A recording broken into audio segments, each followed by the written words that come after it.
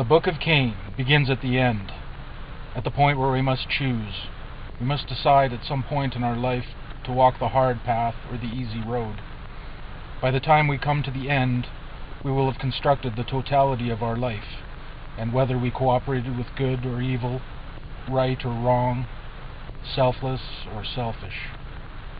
This is the story of a man that still lives today, who was there nearly at the beginning. He is the firstborn son of the first parents. His name is Cain. Chapter 1. I stood at the edge of the pit of hell and wondered if it would be better to feel something rather than nothing. Then a voice came to me and asked, "Don't you remember?" I did not. My mind was as clouded as an uncleaned chalkboard. "Don't you know?" I looked again, deep into the pit.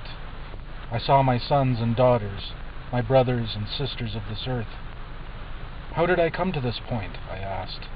But there was no answer, just the howling wind of tortured souls and hot gusts of disordered and unrequited passions.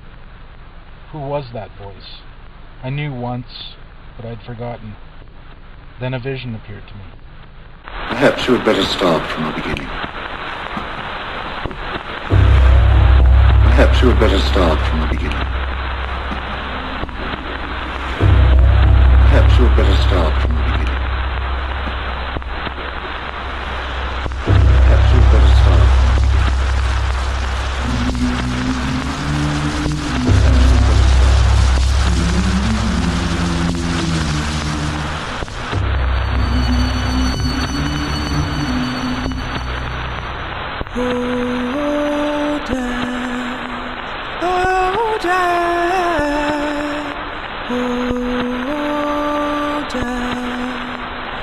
Won't you spare me over another?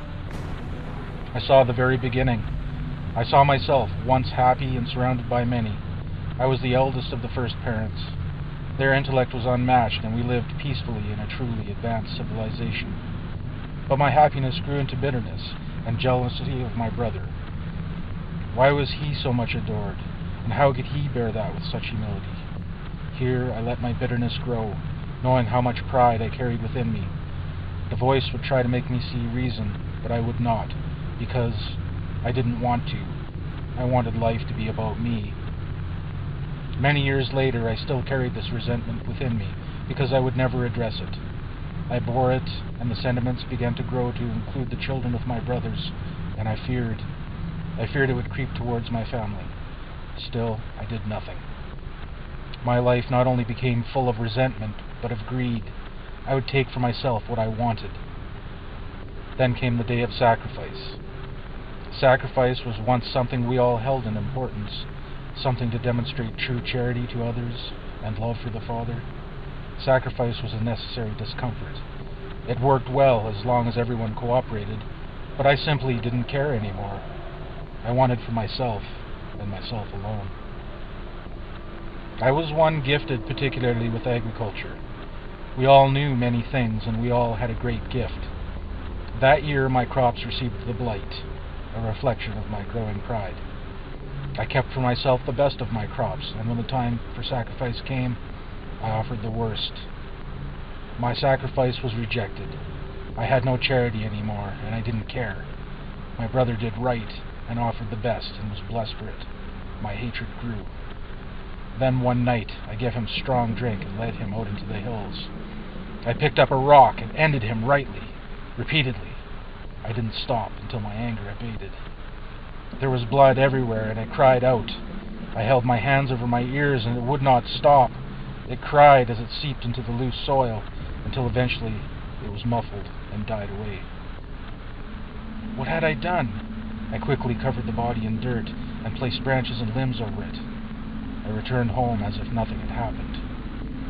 Guilt consumed me, and I slipped into a deep depression. Then the voice asked, "Why has your countenance fallen?"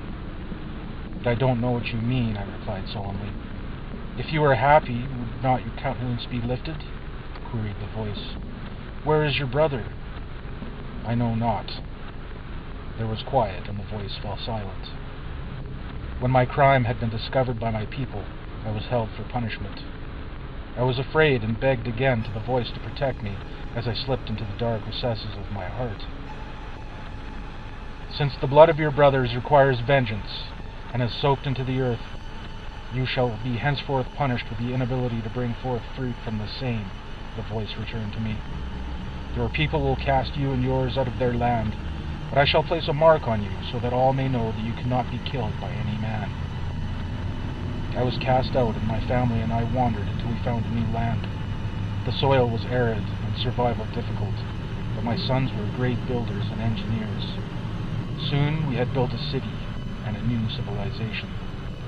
My grandsons forgot the old ways and began to fall to the vices of anger, malice, and hatred, all things stemming from pride, things that would be multiplied throughout the ages. As our civilization grew, we became warlike. Corruption in all levels of governance became prevalent. We conquered and slew and took all things for our own good. Generations passed, and I became withdrawn from the society I had spawned. I took to a hermitage in the woodland. I did not like the way things had turned out. The voice didn't visit our people anymore. Maybe the voice would hear me. I lamented all that had happened, but still the voice did not come. At this time, my grandson, Lamech, was hunting in the nearby woods. He was the greatest of huntsmen, but he was now blind. His son assisted him and would direct the arrow at what he thought was game, for he could not see through the foliage. But it was me. The arrow passed through my chest. Our people built a great city near the sea, and it was our custom to bury the dead beneath the waves. Awake, echoed the voice. I was lying on a rocky shore. The sun beat down. The wound in my chest was healed. Walk, the voice commanded. I looked west and walked.